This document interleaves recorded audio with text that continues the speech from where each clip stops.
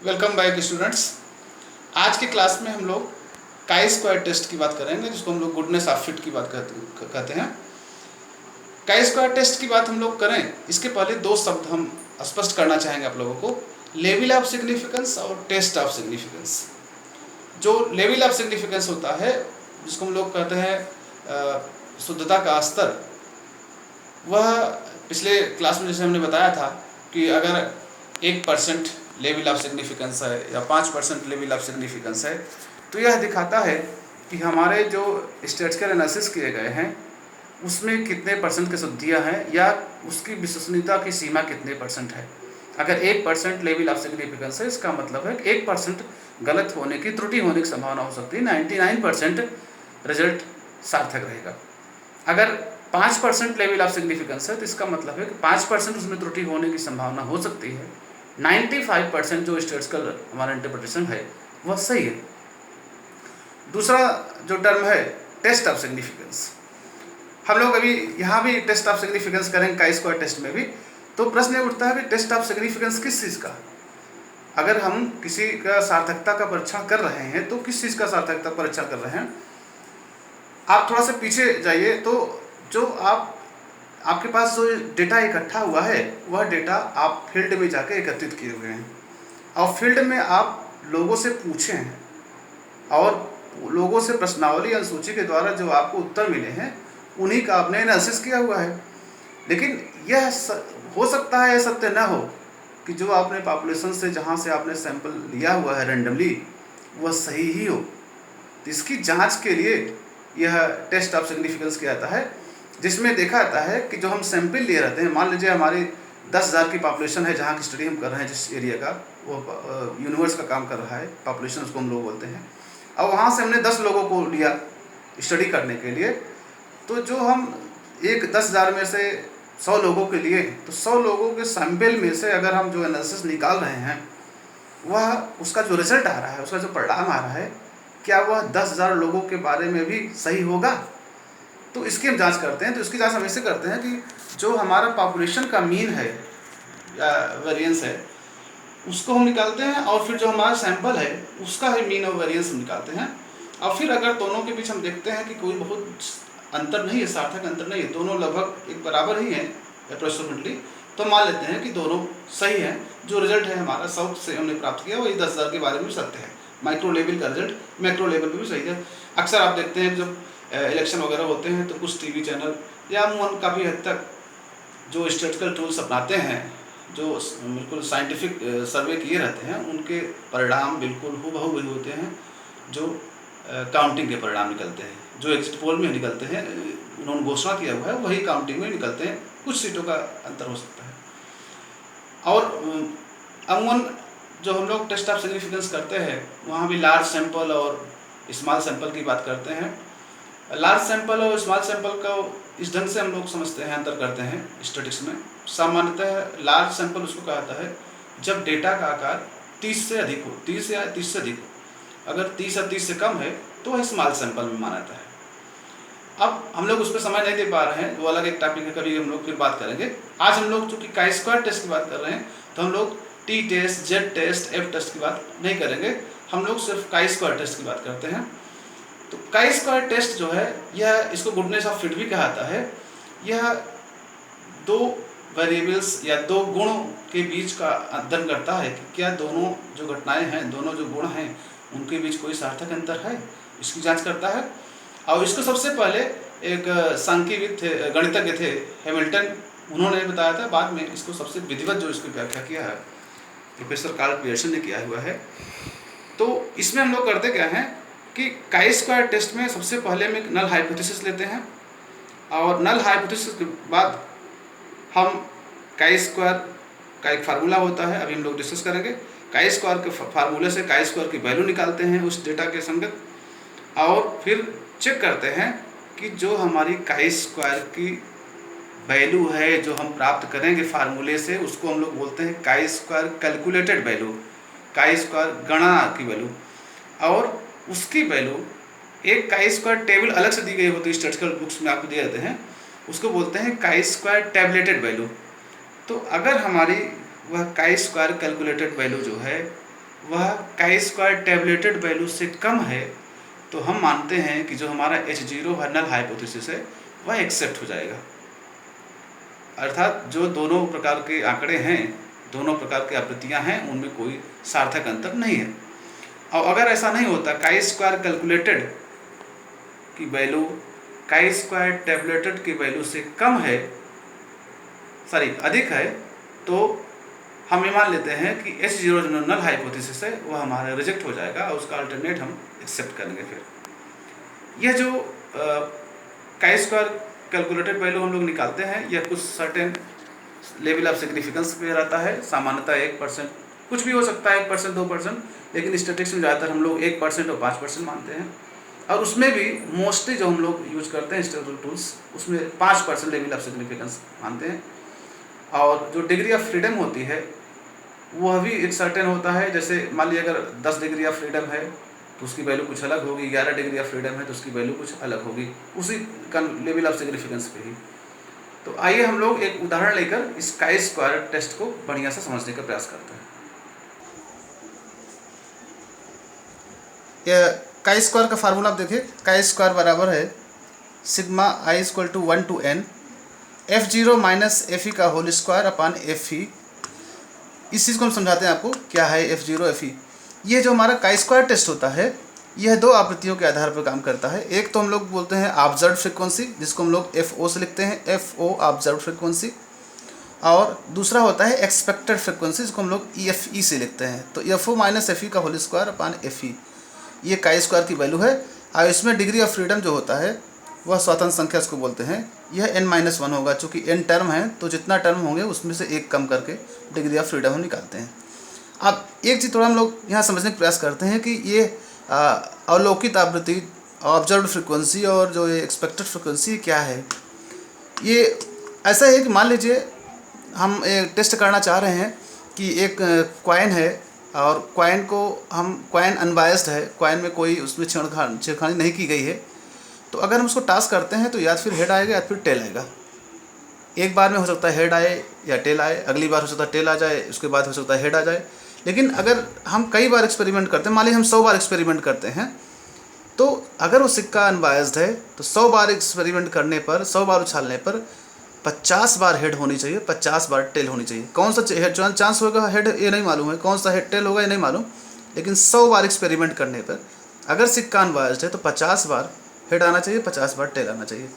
तो उसकी जो एक्सपेक्टेड फ्रिक्वेंसी हो जाएगी वहाँ पर 50 मानी जाएगी 100 के एक्सपेरिमेंट में, अगर सिक्के का अनबायस्ड करना है हमको। ऐसे अगर हम पासा फेंकते हैं तो पासा भी कोई भी एक संख्या होगी 1 से लेकर 6 तक, उसमें संख्याएं अंकित रहती हैं, और अगर पासा अनबायस्ड है, उसमें कोई छेड़खानी नहीं की गई है, तो वह भी कोई भी एक अंक ऊपर आने की जो प्रायिकता होगी वह 1/6 होगी।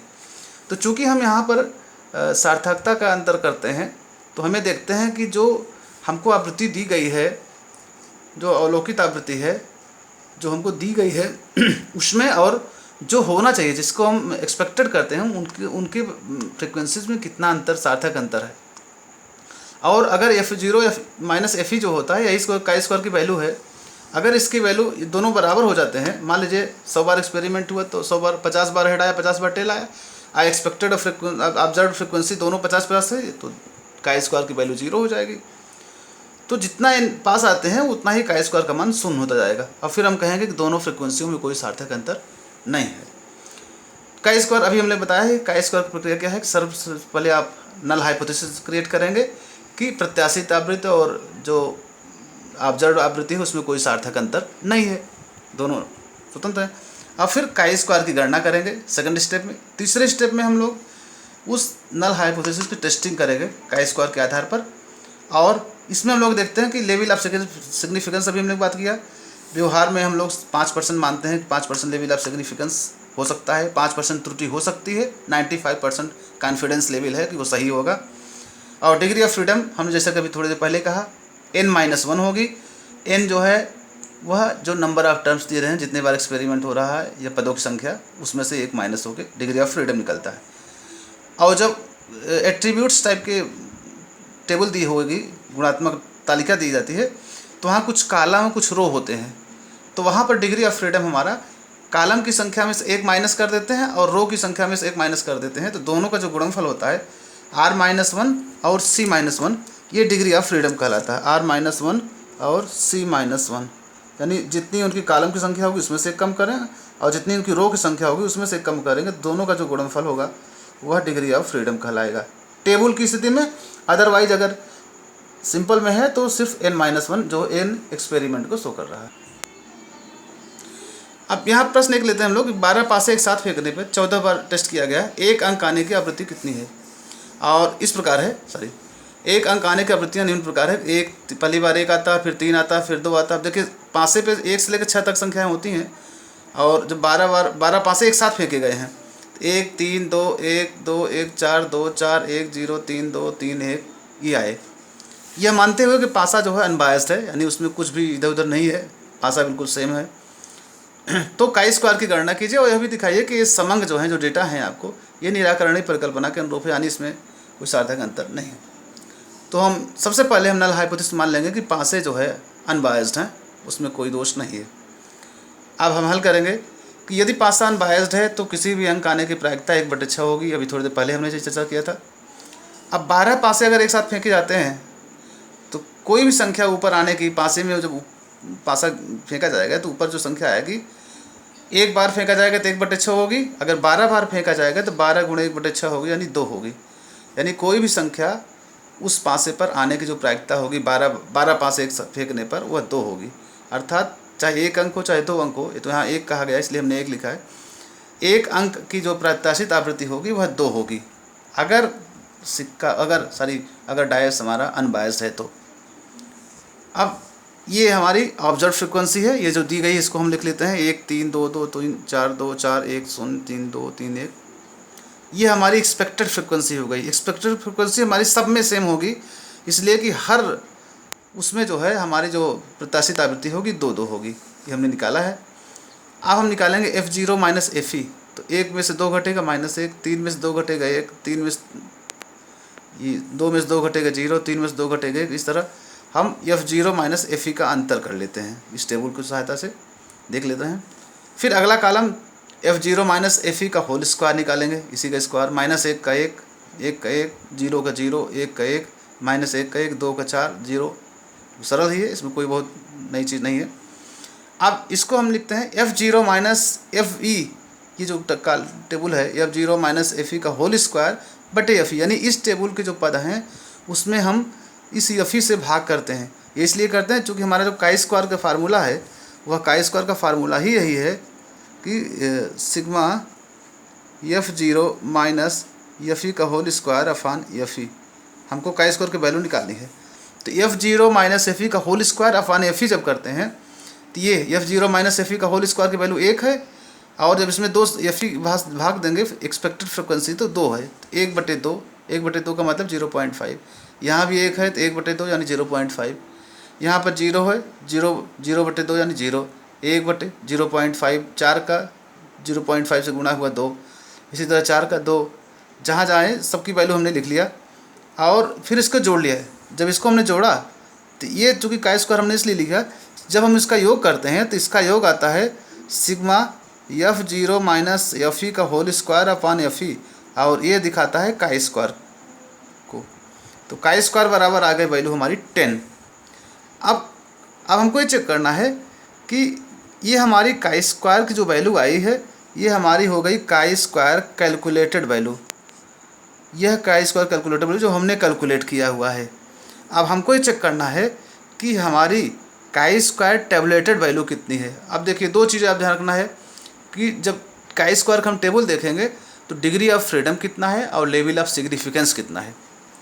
सामान्यतः हम लोग मान लेते हैं कि लेवल ऑफ सिग्निफिकेंस हमारा 5 है, तो हम पहले से मान के चलते हैं। और डिग्री ऑफ फ्रीडम इसमें कितना होगा, चूँकि 14 पासे फेंके गए हैं, 14 प्रयोग किया जाता है तो n बराबर 14 है, तो इसलिए डिग्री ऑफ फ्रीडम कितना हो जाएगा 14 माइनस 1, चूँकि डिग्री ऑफ फ्रीडम बराबर होता है n-1, यानी 14 - 1 बराबर 13। अब हमको चेक करना है कि हमारा जो काई स्क्वायर की वैल्यू है वह ये दिखाता हूँ आ रहा है, ये काई स्क्वायर टेबल है। देखिए हमने बुक से लिया हुआ है काई स्क्वायर टेबल यहाँ से। अब काई स्क्वायर टेबल में हमको देखना है कि 5% लेवल ऑफ सिग्निफिकेंस, तो ये जो दिखा रहा है आपको 5% लेवल ऑफ सिग्निफिकेंस का मतलब होगा 5/100, तो 5/100 का मतलब होगा 0.05, तो 0.05 में हम देखते आते हैं। यहाँ पर हम लोग आते हैं, ये हमारा होगा 0.05। यह जो 0.05 है यह 5% लेवल ऑफ सिग्निफिकेंस को बताएगी।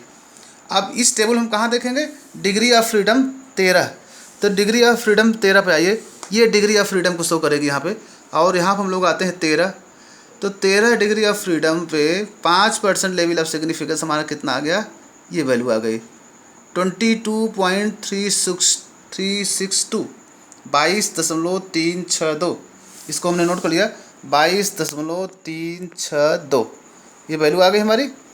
ये जो वैल्यू आई है ये हमारी कहलाती है chi square tabulated value, chi square tabulated value, यानी सारणी से हमको मिला है मान, इसलिए इसको हम लोग बोलते हैं काई स्क्वायर का सारणी मान, सारणीगत मान। अब वहाँ पर हम लोग देखिए अभी थोड़ी देर पहले चर्चा किया था कि अगर काई स्क्वायर टैबलेटेड की वैल्यू काई स्क्वायर जो कैलकुलेटेड वैल्यू है उससे कम है, अर्थात अगर काई स्क्वायर टैबलेट जो कैलकुलेटेड है उसकी वैल्यू ज़्यादा हो रहा है, देखिए काई स्क्वायर जो हमारा कैलकुलेटेड वैल्यू है वह है 10 और जो काई स्क्वायर टैबलेटेड वैल्यू है वह 22.362 है। तो हमने अभी थोड़ी देर पहले कहा था कि अगर काई स्क्वायर कैलकुलेटेड वैल्यू कम रहती है काई स्क्वायर टैबलेटेड वैल्यू से, यानी जो सारणी वाली वैल्यू है उसकी सीमा के अंदर है, तो H0 हमारा एक्सेप्ट हो जाता है। अगर ऐसा नहीं होता है और काई स्क्वायर कैलकुलेटेड की वैल्यू ज़्यादा हो जाती है काई स्क्वायर टैबलेटेड की वैल्यू से, तो H0 जो हमारा नल हाइपोथेसिस है यह रिजेक्ट हो जाता है। तो यहाँ देखिए हमारा जो काई स्क्वायर कैलकुलेटेड वैल्यू है वह है 10 और काई स्क्वायर टैबलेटेड वैल्यू कितनी है 22.36, अर्थात जो काई स्क्वायर हमारा कैलकुलेटेड वैल्यू है वह कम है काई स्क्वायर टैबलेटेड वैल्यू से, अर्थात ये वाली कंडीशन लागू हो रही है। अर्थात इसका मतलब है कि नल हाइपोथेसिस एक्सेप्ट होगा, अर्थात पासा जो है हमारा अनविनत है यानी अनबायस्ड है, यह सिद्ध हो गया। इसी तरह देखिए दूसरा एग्जाम्पल भी है, एक दिया हुआ सारणी के समूह से 200 अंक रैंडमली चूज़ किए गए हैं, उनकी आवृत्तियाँ निम्न प्रकार हैं। डिजिट जो लिए गए इसमें 0, 1, 2, 3, 4, 5, 6, 7, 8, 9 ये आने की जो प्रायिकता हुई, जो फ्रिक्वेंसी हुई आवृत्ति सारी, 0 की 18 बार, 1 की 19 बार, 2 की 23 बार, देख रहे हैं बिल्कुल। तो ये हमारा हो गया ऑब्जर्व फ्रिक्वेंसी 18, 19, 23, 21, देखिए ऑब्जर्व फ्रिक्वेंसी। अब हमको एक्सपेक्टेड फ्रिक्वेंसी चाहिए, एक्सपेक्टेड फ्रिक्वेंसी कितना होगा। अब देखिए यहाँ पर ये टोटल है 200 अंक यादृच्छिक रूप से चुने गए और इसमें 200 तो किए गए, लेकिन टोटल जो अंक हैं उनको अंकों की संख्या 3, 3, 6, 3, 9, 1, 10 है। तो अगर 200 बार कोई एक्सपेरिमेंट हुआ और 10 अंक हैं, तो अगर कोई उसमें भेदभाव नहीं किया गया है, अनबायस्ड ही सिस्टम रखा गया है, अनबायस्डनेस है पूरे प्रोसेस में, तो एक अंक आने की जो प्रायिकता होगी वह कितनी होगी 200/10 यानी 20 बार। अगर अनबायस्ड है जो घटना हो रही है तो एक अंक चूँकि 10 है 0 से लेकर 9 तक और 200 बार किया गया है, तो इसलिए एक अंक आने की प्रायिकता जो एक्सपेक्टेड फ्रिक्वेंसी होगी वह 200/10 यानी 20 होगी। तो एक्सपेक्टेड फ्रिक्वेंसी में देखिए सब में 20-20 लिखा हुआ है और ऑब्जर्व में जो दिया गया है, ऑब्जर्व आपको दिया होगा, एक्सपेक्टेड आपको स्वयं निकालना होगा और फिर ऑब्जर्व माइनस एक्सपेक्टेड निकाल लीजिए, माइनस ये आपका देखिए इसका आपने स्क्वायर कर दिया, फिर F0 माइनस FV का होल स्क्वायर बटे FE कर दिया, काई स्क्वायर की वैल्यू आ गई 4.30 और इसमें चूँकि 10 पद हैं तो इसलिए डिग्री ऑफ फ्रीडम हो गई 10-1 यानी 9। अब 9 पे 5% उसको जो सार्थकता स्तर देखा गया वो आ रही, उसकी वैल्यू आ रही 16.9, तो 16.9 जो है टैबलेटेड वैल्यू है और कैलकुलेटेड वैल्यू 4.3, काफ़ी कम है। तो हमारा नल हाइपोथेसिस एक्सेप्ट हो जाएगा, परिकल्पना सत्य हो जाएगी कि सभी अंक पूरी सारणी में समान रूप से वितरित हैं, यानी कोई बायसनेस नहीं है। अब देखिए हम लोग दूसरा सवाल लेते हैं, दूसरा एग्जाम्पल लेते हैं दूसरे तरह का। इसमें दूसरे तरह का भी आता है, कंटीन्यूअस टेबल को मेथड बोलते हैं। तो इसमें होता है क्या है कि एक कोई घटना, जैसे अमूमन हम लोग बात करते हैं जब सारणियन की बात करते हैं, सारणी का वर्गीकरण की बात करते हैं, तो वहाँ जैसे हम कहते हैं कि एक लड़का है, ये अगर ये पढ़ा है तो इसको हम लोग अल्फ़ा से कहते हैं, अगर नहीं पढ़ा है तो बीटा से। यह सारी ए मीन्स अगर शिक्षित है तो इसका मतलब है कि अल्फ़ा मीन्स शिक्षित नहीं है, अशिक्षित है। अगर ए मीन्स बीमार है तो इसका मतलब है कि अल्फ़ा या स्मॉल ए, इसका मतलब है कि वो स्वस्थ है। यानी ए और उसके साथ अल्फ़ा दोनों विपरीत गुण दिखाते हैं। इसी तरह बी कोई गुण दिखाएगा तो उसका जो उल्टा होगा बीटा से लिख देंगे या स्मॉल बी से लिख देंगे। तो यहाँ जो गुण दिखाता है, इस तरह की टेबल आपको दी गई होगी। ये टेबल कभी टेबल दी जाती है, लेकिन अमूमन वो सवाल के रूप में दिया गया। हमने सवाल यहाँ लिख लिया है कुछ समय बचाने के लिए। तो इसमें करते क्या है, इसको देखिए। जैसे एक सवाल दिया हुआ है कि एक स्थानीय निश्चेतक यानी लोकल एक निश्चेतक है, उसका यूज किया गया, और या एक विशेष निश्चेतक के द्वारा एक शल्य क्रिया गया, ऑपरेशन किया गया या किया सकता है। तो उसका कुछ परिणाम देखा गया जो निम्न प्रकार थे। जब लोकल एनेस्थीसिया दिया गया तो जीवित 511 थे, मरने वालों की संख्या 24 थी। जब कोई विशेष किस्म का एनेस्थीसिया दिया गया है सर्जरी के दौरान तो 147 जीवित रहे, 18 मृत रहे। तो कह रहा है काई वर्ग परीक्षण द्वारा निश्चितकों तथा मृत्यु दर के गुण संबंध की अंतर की जांच कीजिए। हम पहले बताना है काई स्क्वायर टेस्ट गुण संबंध की जांच करता है, एट्रीब्यूट्स की जांच करता है और बहुत सटीक निष्कर्ष निकालता है। इसलिए गुडनेस ऑफ फिट भी इसको कहा जाता है, इस टेस्ट को, काई स्क्वायर टेस्ट को। अब हमको ये निकालना है कि जो दोनों यूज किए गए हैं निश्चेतक, उनमें स्थानीय और विशेष, जो एक लोकल लेवल का है और जो इम्पोर्टेड है स्पेशल टाइप का है, उन दोनों के मध्य जो है ये हमको दिखाना है। यानी जो मृत्यु दर हो रही है उन निश्चेतकों के कारण, उनमें कोई सार्थक अंतर नहीं है। ये हमारी नल हाइपोथेसिस हो गई। अब यहाँ पे हमको सिंपली, जैसे अभी हम लोग बात कर रहे थे पासे का या सिक्के का या जो ऑब्जर्व एक्सपेक्टेड फ्रिक्वेंसी, यहाँ नहीं दिया गया है। हमको यहाँ ऑब्जर्व इस तरह दिया हुआ है, एक्सपेक्टेड। अब हम यहाँ नहीं निकाल सकते कि 2 बार ऑपरेशन किया गया तो 1 बार कम से कम जीवित होगा, 1 बार मृत होगा, ये गलत होगा। तो यहाँ हम करते क्या हैं, फिर हम इस टेबल की सहायता से, कॉन्टिजेंसी टेबल इसको बोलते हैं, इसकी सहायता से हम एक्सपेक्टेड फ्रिक्वेंसी निकालते हैं। ये देखिए इस टेबल पाइए, ये है, मान लीजिए हमने कहा कि जो लोकल निश्चेतक है एनेस्थीसिया दिया जा रहा है उसको ए से लिखते हैं, कैपिटल ए से। अगर लोकल को हम ए से लिख लिए तो इसका मतलब इसका जो उल्टा होगा विशेष, उसको हमने लिखा अल्फ़ा से या स्मॉल ए से भी लिख सकते हैं। अगर हमने लिखा जीवित व्यक्ति जो है वो बी से लिख रहे हैं तो इसका मतलब उसका उल्टा मृत व्यक्ति हो जाएगा बीटा से या स्मॉल बी से भी लिख सकते हैं। अब हमारे पास 4 चीज़ें आ गई। स्थानीय निश्चेतक को ए से लिखा, विशेष को अल्फ़ा से लिखा, जीवित को बी से लिखा और मृत को बीटा से लिख दिया। अब यहाँ देखिए, जब ए अल्फ़ा बी बीटा ये आपने लिखा तो यहाँ जो बॉक्स बनेगा वो होगा ए तो रहेगा, ए के साथ बी, ए बी, यहाँ ए बी की वैल्यू होगी। यहाँ अल्फ़ा और इसमें देखिए अल्फ़ा आ रहा है, इसके सामने यहाँ बी आ रहा है, अल्फ़ा बी, और यहाँ चूँकि बी है तो यहाँ हमने बी लिख लिया। यहाँ ए है और यहाँ बीटा है तो इसके साथ मिलकर इस टेबल में हो गया ए बीटा। यहाँ अल्फ़ा है और इसके सामने यहाँ बीटा है तो इस जो टेबल है क्वांटिटी, इसकी वैल्यू हो गई अल्फ़ा इंटू बीटा, और चूँकि बीटा है तो यहाँ बीटा हमने अकेले लिख लिया बीटा। यहाँ ये एज इट इज़ उतारा गया है, यहाँ अल्फ़ा एज इट इज़ उतारा गया है, और इनकी जो वैल्यू होगी, क्योंकि ए और अल्फ़ा इसका मतलब है टोटल एन के बराबर दिखाएंगे। तो जो एन की वैल्यू हमको मिलती है, एन की वैल्यू रहती है ए बी, सभी का योग करते हैं, A B plus A beta plus alpha beta plus alpha B. इसकी वैल्यू हमने जोड़ा 511 जो दिया गया है, 511, 147 और 24 और 18, तो इसकी वैल्यू हो गई 700। यानी एन बराबर हो गया हमारा 700। ये देखिए यहाँ पे हमने लिख दिया 700। अब सेम इसी टेबल का यूज करते हुए यहाँ हमने लिखा कि ए बीटा, यानी ए का मतलब है जो निश्चेतक, स्थानीय निश्चेतक दिए गए, और फिर भी बी का मतलब है वह जीवित हैं, वह कितने हो गए 511। देखिए तो इसका मतलब है ए बी, ए का मतलब हुआ स्थानीय निश्चेतक दिया गया, फिर भी बी मीन्स जीवित हैं तो वो हैं 511। फिर ए बीटा का मतलब है कि स्थानीय निश्चेतक तो दिया गया लेकिन बीटा का मतलब क्या है, मृत हो गए, मृतकों की संख्या कितनी हो गई 24। ये देखिए फिर इसी तरह अब इनको हम ये जोड़ लेंगे, 511 24 हमने जोड़ा 535 हो गए। अब यहाँ जो टेबल है, यहाँ टेबल में क्या है अल्फ़ा बी का मतलब, अब देखिए अल्फ़ा का मतलब विशेष निश्चेतक दिया गया और बी का मतलब है जीवित हैं, तो ये हो गए कितने विशेष देने के बाद जीवित हैं 147 हमने यहाँ लिखा। अब फिर अल्फ़ा बीटा का मतलब हो गया कि अल्फ़ा का मतलब हो गया कि जो विशेष निश्चेतक दिया गया है उसके बावजूद कितने लोग मर गए। अल्फ़ा मीन्स विशेष निश्चेतक और बीटा मीन्स मृत। विशेष निश्चेतक देने के बावजूद भी मरे कितने, 18 ये मृत्यु विशेष कर। तो ये अल्फ़ा बीटा के स्थान पर 18 हो गए। 147 18 जोड़ेंगे 165 आएगा। अब यहाँ बी जो लिखा है बी एज इट इज़ रहेगा। बी की वैल्यू दिया हुआ है जीवित, जीवित हम जोड़ लेंगे तो ये हम जोड़ेंगे जीवित व्यक्तियों की संख्या 658, ये 178 415 516।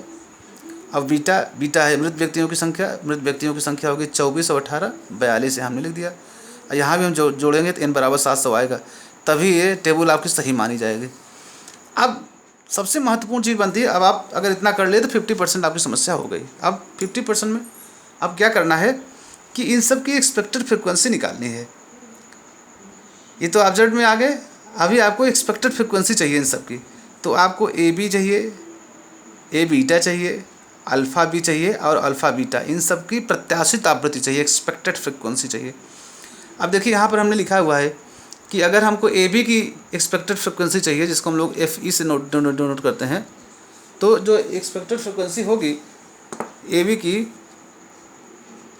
वह हो जाएगी ए इंटू बी अपान एन, यानी ए की वैल्यू इंटू बी की वैल्यू अपान एन।